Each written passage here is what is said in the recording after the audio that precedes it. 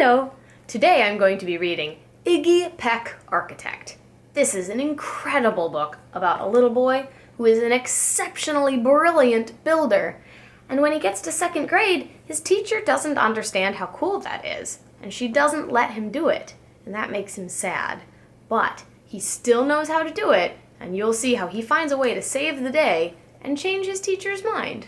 So don't give up on your passions. Iggy Peck Architect. Young Iggy Peck is an architect and has been since he was 2, when he built a great tower in only an hour using only diapers and glue. "Good gracious, Ignatius," his mother exclaimed. "That's the coolest thing I've ever seen." But then her smile faded fast as a light wind blew past and she realized the diapers weren't clean. "Ignatius, my son! Ugh, what on earth have you done? That's disgusting and nasty. It stinks." But Iggy was gone. He was out on the lawn using dirt clods to build a great sphinx. That's pretty amazing, right? And when Iggy was 3, his parents could see his unusual passion would stay.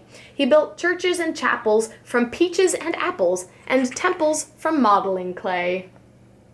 What a creative little fellow.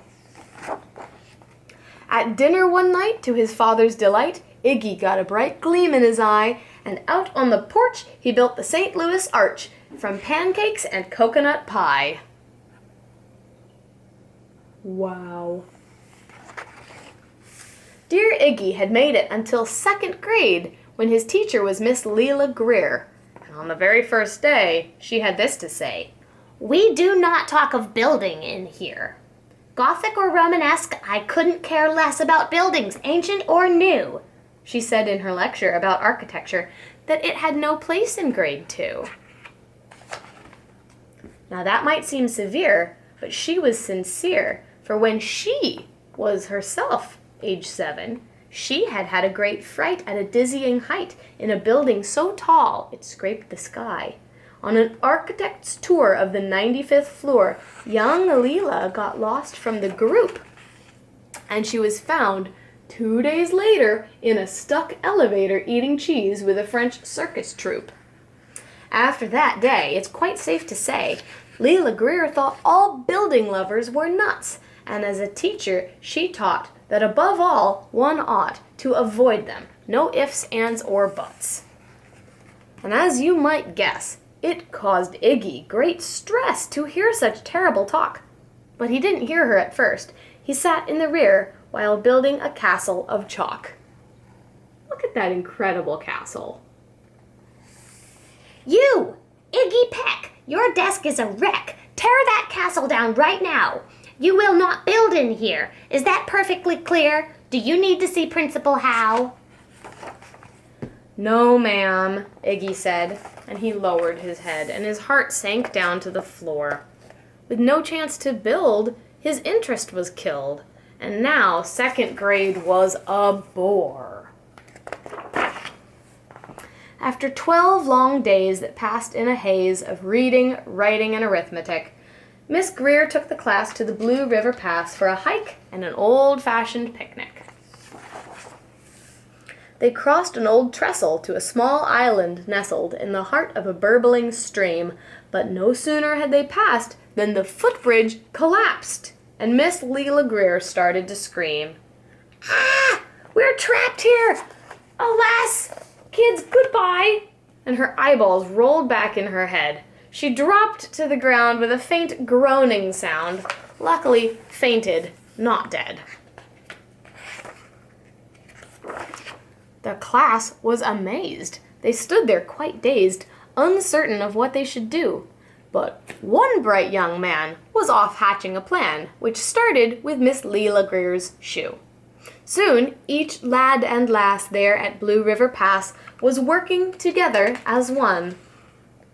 Here's our genius, describing his plan of a suspension bridge to his peers, so they can all be a helpful team. And when she came to, Miss Leila Greer knew that something amazing had been done.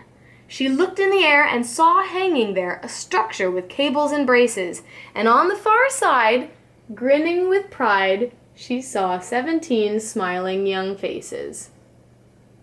Ta-da!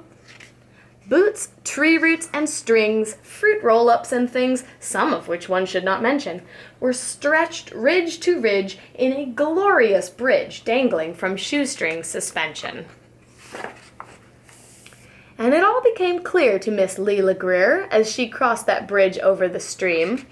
There are worse things to do when you're in grade 2 than to spend your time building a dream.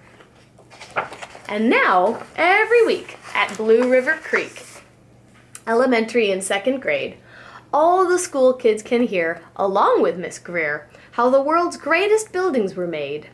The weekly guest speaker in t-shirt and sneakers talks of buildings from Rome to Quebec. And of course, he's that guy who makes towers from pie, that brilliant young builder, Iggy Peck. The end. And friends, I hope that if you have a passion and things you love to do, you keep at it. Sometimes you won't be able to do it, but don't give up on your dream, because there will be a time that will be super helpful. Thanks for listening.